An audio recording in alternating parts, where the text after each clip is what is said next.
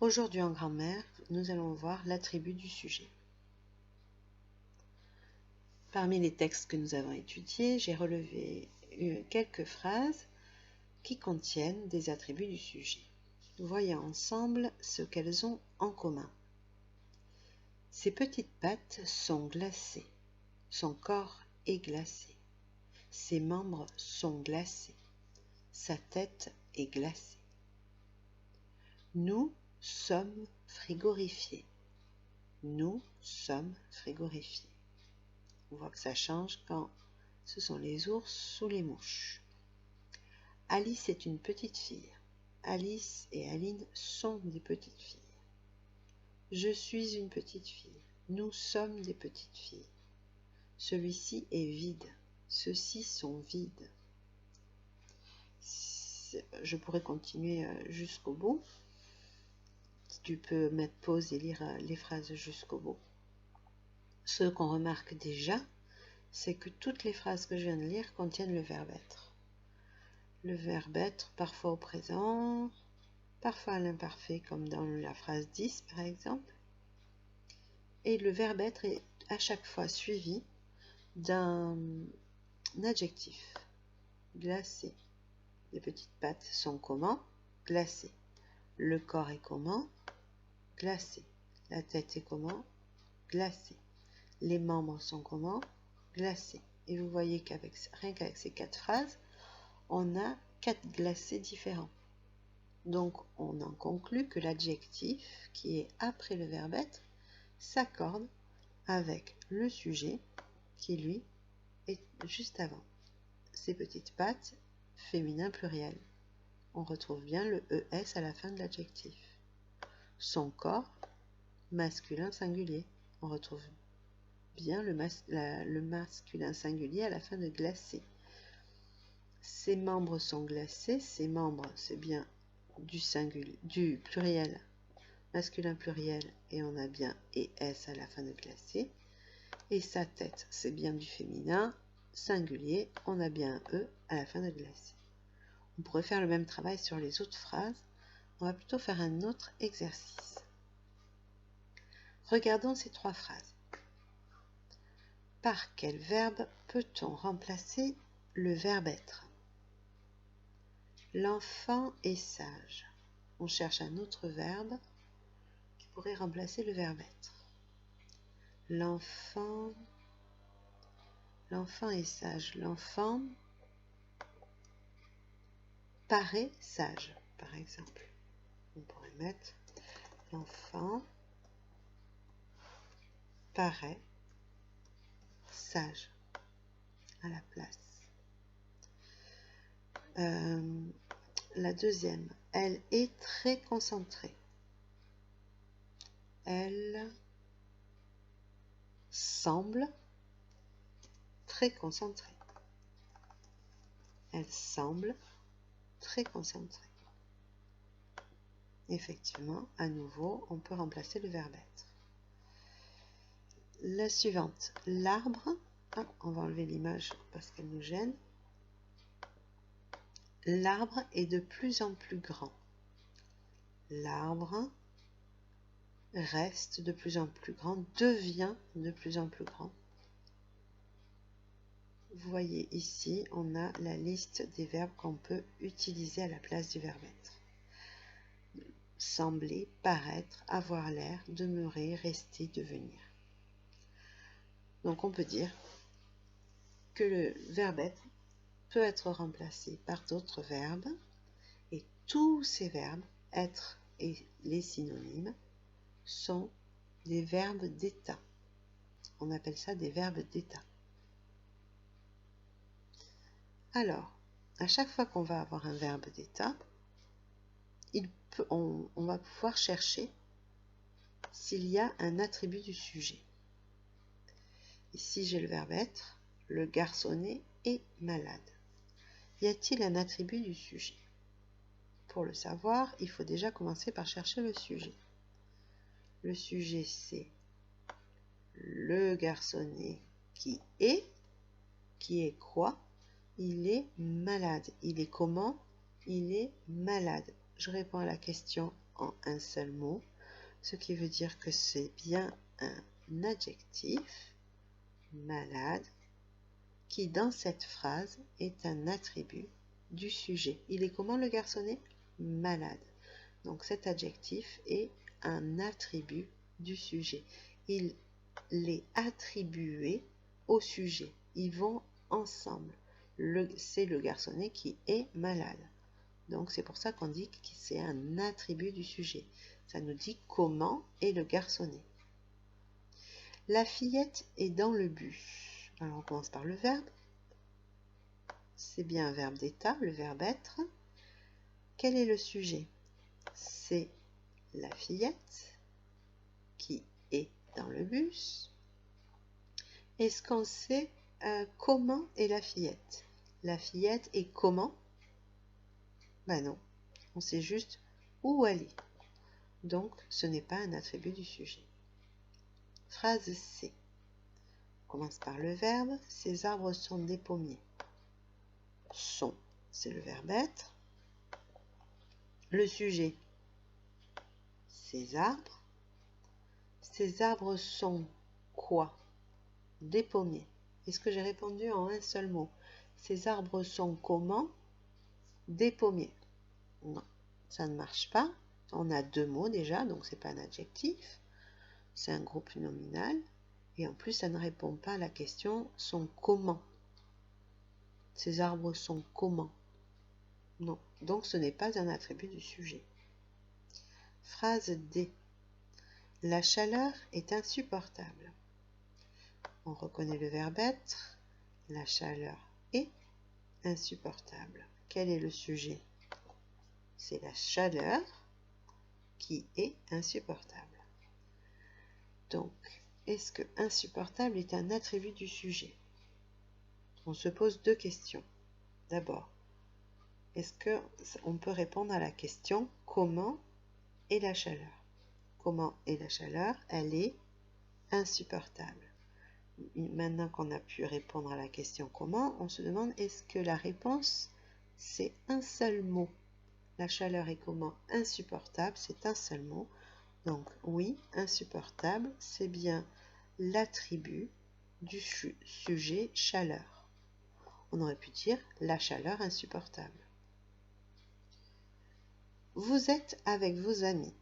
On commence avec le verbe être. Ici, on cherche son sujet. Vous. Vous êtes comment avec vos amis? Non, ça ne marche pas. D'abord, il y a plusieurs mots et en plus, on ne peut pas répondre à la question vous êtes comment? Vous êtes comment?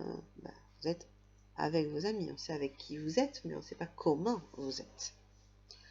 Donc, dans ces 5 phrases, nous avons trouvé seulement 2 attributs du sujet.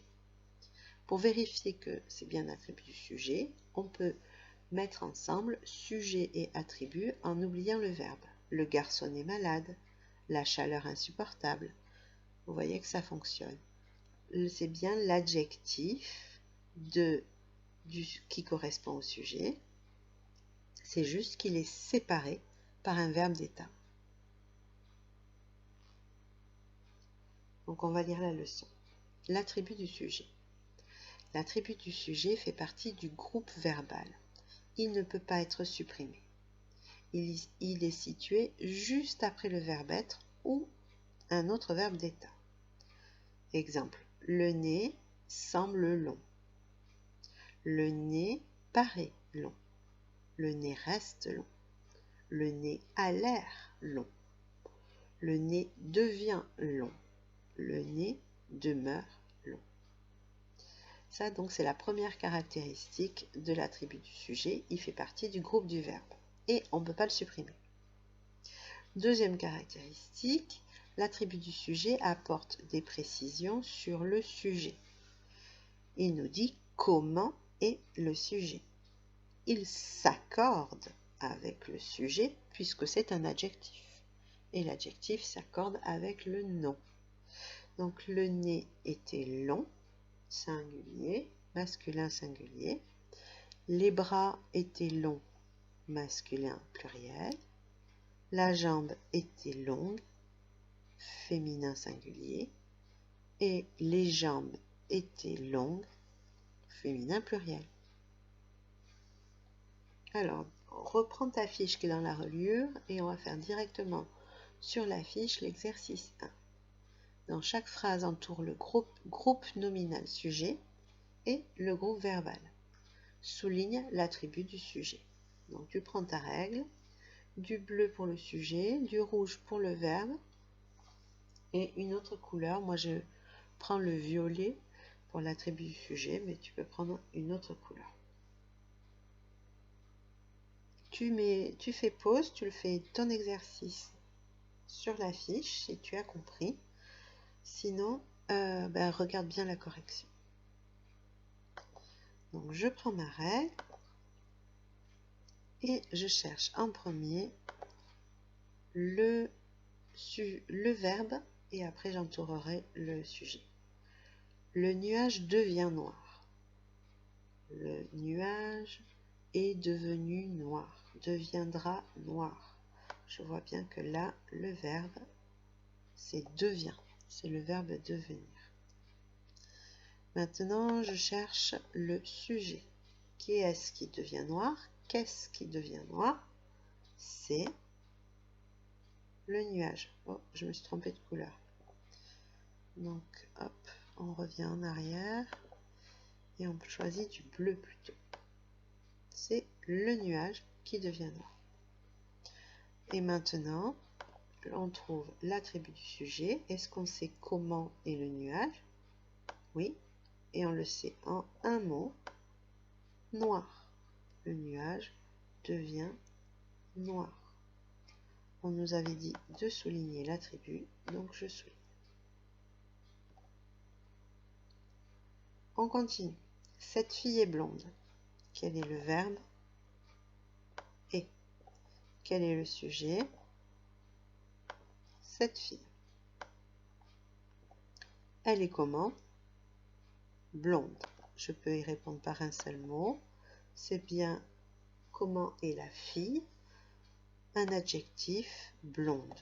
Il s'accorde avec le sujet, c'est l'attribut. Zoé et Sarah sont gentilles. Le verbe sont. Le sujet, c'est Zoé. Ah, je me suis encore trompée de couleur. C'est Zoé et Sarah qui sont gentilles. Et l'attribut du sujet, Zoé et Sarah sont comment? On a bien un adjectif qui s'accorde avec le sujet, gentil. Le nid semble douillet. Le nid semble douillet. On reconnaît un verbe d'état, le verbe sembler. Ensuite, le sujet, qu'est-ce qui semble douillet? C'est le nid. Et le nid, qu'est-ce qu'on sait de lui? Il est comment le nid? Il est douillet. Donc, douillet, c'est l'attribut du sujet. L'oiseau est multicolore. Si tu as compris, tu mets pause, tu fais tout seul. Hein. L'oiseau est multicolore. Quel est le verbe? Et. Quel est le sujet? L'oiseau. L'oiseau est. Il est comment? Il est multicolore. Je peux répondre à cette question en un mot.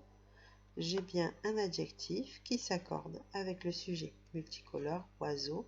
Les deux sont masculins singuliers. Ce matin, il paraît content. Paraît, encore un autre verbe d'état, le verbe paraître. Qui est-ce qui paraît content? Il. C'est il qui paraît content. Donc, quand on a un pronom personnel, c'est un peu facile de trouver le sujet, parce que c'est un pronom personnel sujet. Il paraît content. Il paraît comment? Est-ce qu'on sait comment il est, lui? Comment il est, il? Il paraît content. Il est content, on aurait pu dire. Il est content. Donc, c'est bien l'adjectif qui répond à la question, comment est-il? Il est content. Content, ça c'est l'attribut qui s'accorde avec le sujet. Cette voiture reste confortable. Cette voiture reste confortable. Le verbe d'abord. Rester. Rester confortable. Qu'est-ce qui reste? c'est la voiture. C'est cette voiture, le sujet. C'est cette voiture qui reste comment? Qui est comment? Confortable. Donc, si elle est confortable et que je peux répondre en un seul mot par un adjectif, eh bien, c'est que c'est un attribut du sujet. La voiture est confortable. Toujours sur la fiche, on va faire directement l'exercice 3. J'explique la consigne et ensuite on va faire la correction. Réécris les phrases en les complétant avec un groupe nominal. Sujet de ton choix. Attention à la manière dont est écrit l'attribut. On rappelle ce qu'est un groupe nominal. C'est au minimum un déterminant et un nom. Ah oui, groupe nominal. Donc c'est au minimum un déterminant et un nom. Ok. Alors, semble abandonnée et capricieuse. Devient connue, reste immobile, a l'air mécontente ou paraît trop petite. Donc à toi de choisir ton groupe nominal pour chaque phrase. C'est bon? Tu as fini? Si tu n'as pas fini, tu mets sur pause et tu reviens. Alors, pour la première, est-ce que ton groupe nominal est bien féminin pluriel? As-tu bien choisi un sujet féminin pluriel? Par exemple, les chaises. Les chaises semblent abandonnées. Il fallait choisir alors tu remplaces si tu t'es trompé. Pour le deuxième, as-tu bien choisi un sujet qui est féminin? Par exemple, la petite fille est capricieuse. Devient connu. Il fallait choisir un sujet qui était singulier, masculin. Le garçon, mon frère, ce chanteur devient connu. Reste immobile. Alors là, on avait deux possibilités. Parce que immobile, ça s'écrit toujours avec un E. Donc là, c'est peut-être la marque du féminin, mais pas obligatoirement. Donc ce qui est sûr, c'est qu'il fallait choisir un sujet au pluriel. Peu importe féminin ou masculin, puisque immobile a toujours un E, on ne peut pas savoir. On a le choix. Donc ça peut être les arbres restent immobiles, ou les voiles du bateau restent immobiles. Peu importe, en tout cas, il faut que ce soit au pluriel. A l'air mécontente.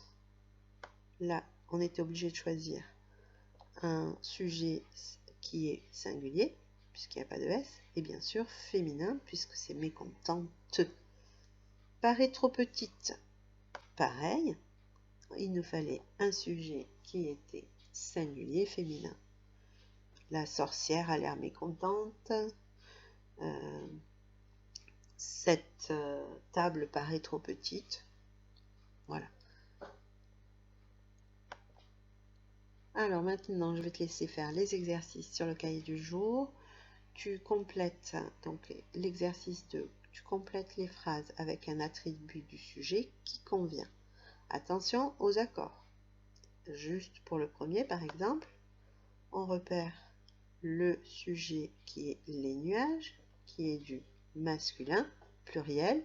Il faudra bien que l'adjectif que tu vas choisir, l'attribut, soit lui aussi au pluriel. Donc il aura un S ou peut-être un X suivant l'adjectif que tu choisis. Pour l'exercice suivant, l'exercice 4, tu le fais également sur le cahier jaune. Tu écris la consigne et tu soulignes. Cette fois, tu dois réécrire la même phrase, mais en changeant le nombre. C'est-à-dire, si la phrase est au singulier, toi tu la mets au pluriel. Et si la phrase est au pluriel, toi tu la mets au singulier. L'eau semble potable. Ben, du coup, ça va devenir les eaux. Et alors, il y a beaucoup de choses qui vont changer. Si le sujet change, forcément, le verbe change. et si le sujet change et qu'il y a un attribut, l'attribut s'accorde. Alors attention, tous les mots de la phrase vont changer du coup. Les eaux semblent, j'aurais mieux fait de prendre un, voilà. Les eaux semblent potables. Hop, je l'accorde au pluriel. Les eaux semblent potables. Là, on voit bien que tous les mots ont pris la marque du pluriel. Les eaux semblent potables. Quand on a, au contraire, quand on a la phrase déjà au pluriel, eh bien, il y aura plutôt des choses à enlever. Par exemple, les taureaux sont méchants, ça va devenir le taureau est méchant. Et, EST, bien sûr, puisque c'est le verbe être. Méchant, on va enlever le S. Allez, je te laisse faire les 4 suivantes tout seul. Réécris les phrases en changeant le genre. Genre du sujet, c'est masculin ou féminin. Et bien sûr, on te rappelle, attention à l'accord de l'attribut avec le sujet. Le tigre est dangereux. Donc là, ce ne sera plus un tigre, mais une tigresse. Puisque mon sujet était au masculin, moi je le transforme et ça devient féminin. La tigresse, est-ce que le verbe y change quand je change le genre? Non, hein, j'ai pas changé le nombre, donc le verbe ne change pas. La tigresse est. Par contre, l'attribut, oui, parce qu'on va pas dire la tigresse est dangereuse. La tigresse est dangereuse. Est-ce que je mets un S? Non, puisqu'il y a une seule tigresse. Voilà. À toi de faire les 4 phrases suivantes sur ton cahier jaune. Et ça, ce sera pour demain. Bon, ben, j'espère que tu as bien compris la notion d'attribut sujet. N'hésite pas à me poser des questions si tu en as besoin.